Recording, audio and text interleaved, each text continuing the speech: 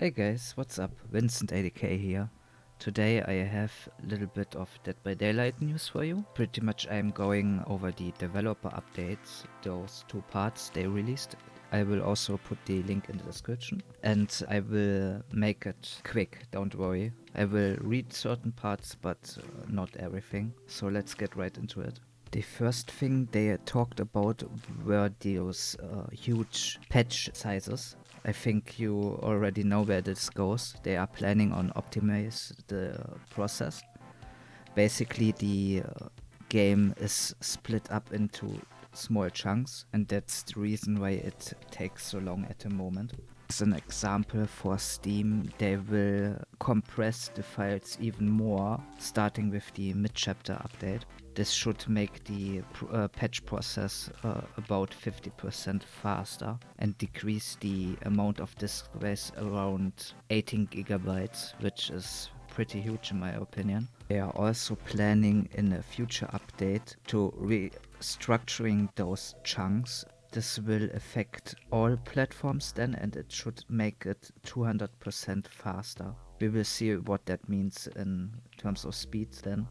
This also means those changes will require you to re-download the complete game when you are opting into the PTB, for example. But if you downloaded it, it should afterwards be normal again. That means it should be smaller updates and you won't need to download the whole game completely.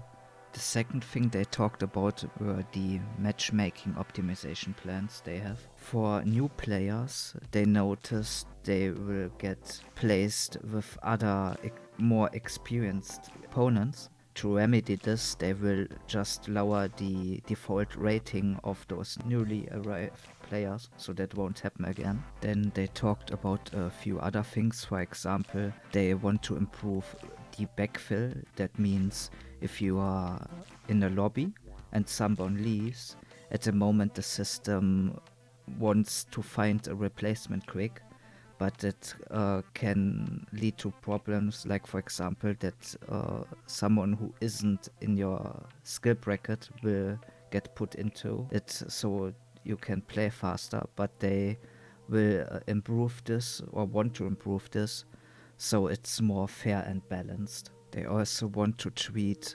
disconnects more fair and better in general. So I guess that means you won't get as hard punished with rating decay or something like that if you lose.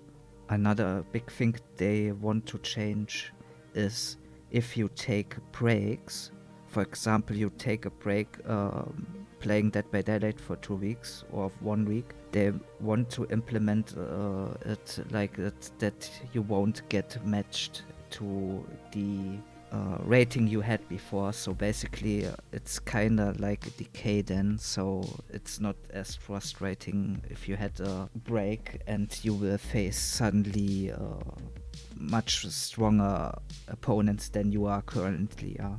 Also, they want to improve general things like the connection. If you have a better connection to a certain server, the game tries to find players that are around the same server and have the same connection as good as you have, so you have a better quality in those matches.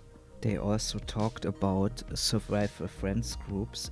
They pretty much noticed, because of their system they are collecting data in the background, that if you are in a survival friends group, you will have a much higher rate of escape, or more like a much higher rate of success to escape. This can be up to 15%, and to remedy this, they will have a look into it, how they could balance that fairer, and yeah, they want also to shorten the gap between solo survivors and pre-made groups.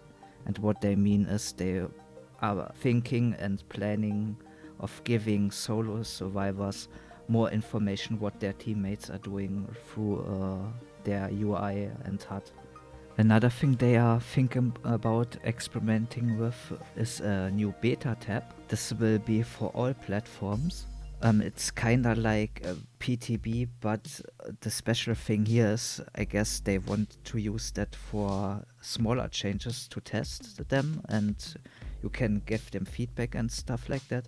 And the cool thing is you will get rewarded extra blood points if you play matches with this enabled. Another thing is they are having an update on the wiggle system in game. Basically, when you are picked up by a killer, you will get skill checks, and you have a quite big zone, and if you hit a skill check, there's also a great skill check you can hit.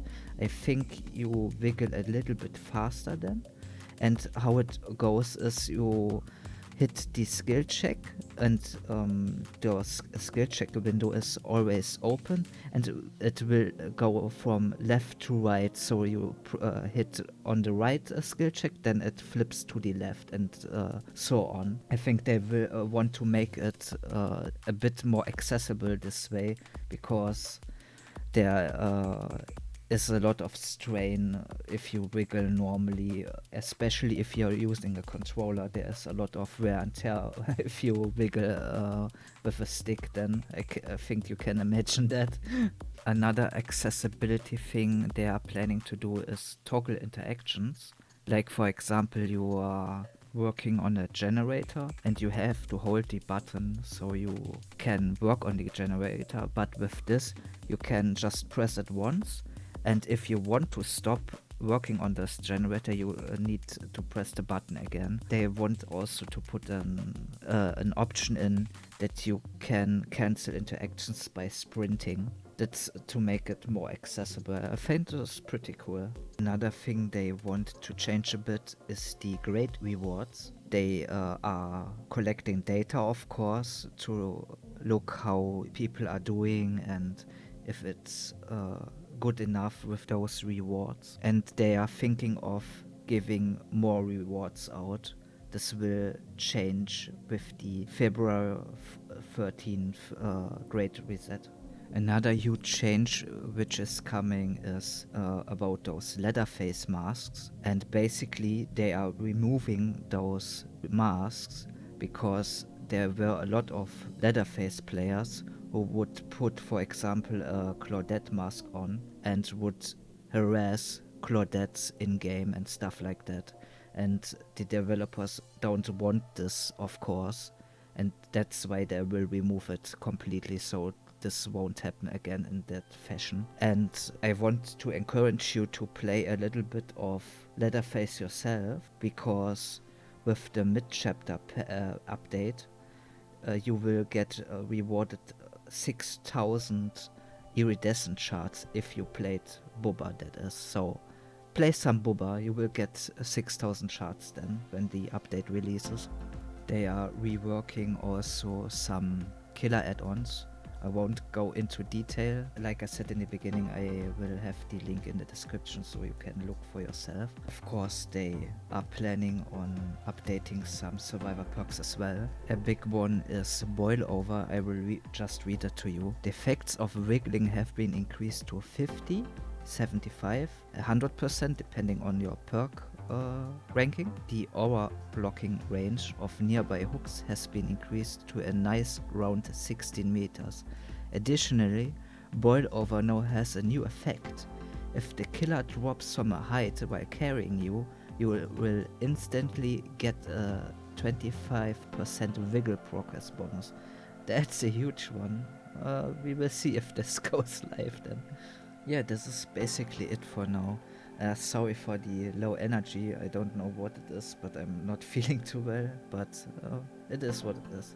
If you want to help me out, maybe consider liking the video, maybe subscribe, and maybe let me know your thoughts in the comments about those changes. Yeah, and having said that, take care guys, bye bye, and toodaloo. I hope you enjoyed the video. Have a nice day guys, stay safe out there. Vincent out. Bye bye.